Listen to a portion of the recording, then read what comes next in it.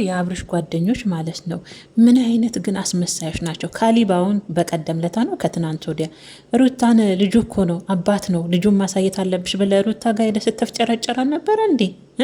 ዛሬ ደግሞ ተገልብጠ የሩታ አጋዥ ሆነ። ሄርሜላና አብርሽ ወዲህ ነው የሄዱት።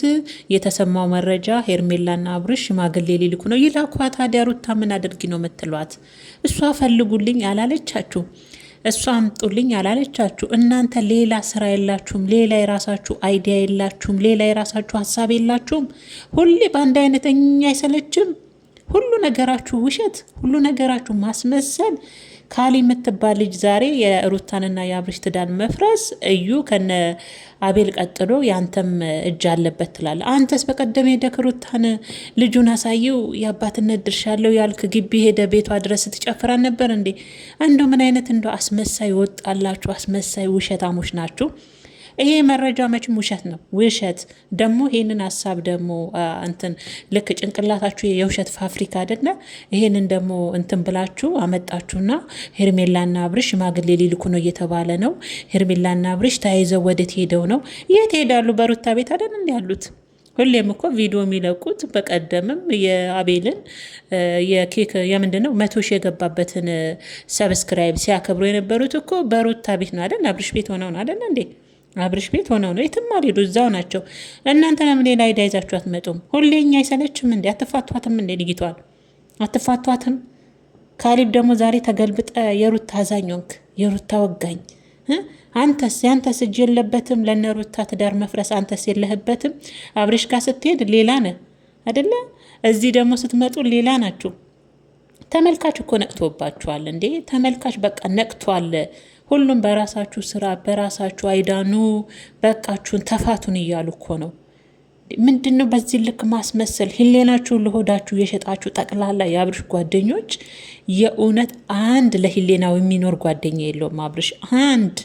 አንድ ከመሀል እንኳን ጥሩ ጓደኛ ለሂሌናው የሚያስተውል ይሄ ልክ አይደለም አብርሽ፣ የምትሄድበት መንገድ ትክክል አይደለም ብለው ለሂሌናው አንድ የቆመ ጓደኛ የለውም እኮ አብርሽ። ሁሉም ለሆዳቸው ያደሩ አስመሳዮች፣ የውሸት ፋብሪካዎች።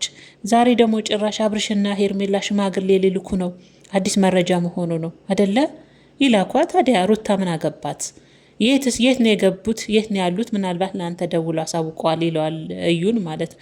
የትስ ሲኖሩ ሩታ አጣሩልን፣ የት ለየት እንደገባ ፈልጋችሁ ይዛችሁ ኑልኝ አላለች? ሌላ ሄዳ ያጣችኋ ሌላ ሀሳብ የለም መቼም። እንደው እድሜያችሁን ሙሉ ስንት ዓመት ሙሉ ሩታና አብርሽ ጭቅጭቅ ውስጥ ከገቡ ጀምሮ የነሱን እንደው የወጥ ማመሰያ ይመስል የነሱን ህይወት ማማሰል አይሰለቻችሁም? የራሳችሁ ህይወት የለም? አትኖሩም? ህይወት የላችሁም? እስቲ ጥንድ ይዛችሁ ነውና ደግሞ ፍቅረኛሞች ሆናችሁ በራሳችሁ ደግሞ ስሩ። እስቲ ከነሱ ራሱ ረዱ። እስቲ በቃ አደጋችሁ እኮ እዚህ ድረስ ከፍ ብላችኋል። በእነሱ ስትፈተፍቱ፣ ስታማስሉ፣ ስታስወጡ፣ ስታስገቡ እዚህ ደረጃ ደርሳችኋል። አሁን ደግሞ እስቲ በራሳችሁ አይዲያን ውስጡ ጥንድ ሆናችሁን ውስቲ ደም ቅመሞች እንኳን ችግር የለባቸውም፣ እናንተንም ማሳደግ ይችላሉ። ሁሌ በሰው ህይወት መፈትፈት አይሰለቻችሁም? እንዲህ ማማሰል፣ የሰውን ትዳር መበጥበጥ።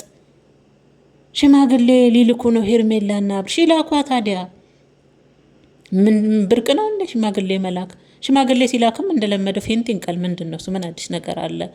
ሽማግሌ ሲላክም አብርሽ ፌንት ነቀለ ብላችሁ ደግሞ ቪዲዮ ስሩ። እሱ ነው ደግሞ የሚቀረውን። ባለፈ የፍቅር ጥያቄ ጠየቀችሁ ተብሎ ፌንት ነቅሎ አይደል አብርሽ ሲያስመስል። አሁን ደግሞ ያው ሽማግሌ ሲልኩ ደግሞ ፌንት ሲነቅሉ ደግሞ ቪዲዮ ሰርታችሁ ደግሞ ልቀቁልን። የውሸት ፋብሪካዎች እንደሆናችሁ መቼም ሀገር ምድሩ አውቋችኋል። ምንም አዲስ ነገር የለውም። እኔ የካሊ መገልበጥ ገርሞኛል። ዛሬ ለሩታ አዛኝ ሆነህ መጣ። አዛኝ ምንድን ነው? አዛኝ ቅቤ አንጓሽ ነው እኔ ላለ ሀገሬ ሰው።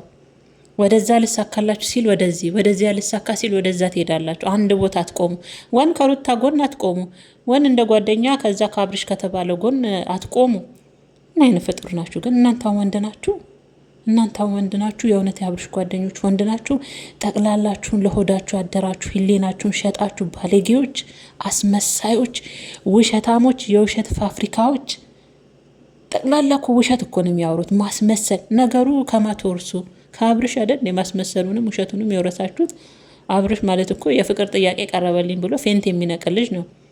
ከሱ አይደለ ነገሩ። ከማትውላላችሁ ካያዋለች ጊደር ምን ተምራ ትገባለች ይላል ያገሬ ሰው። እንደዚህ አይነት ስለሆናችሁ ነው። እና ካሊብ ትደብራለህ። ዛሬ ደግሞ በማስመሰሉ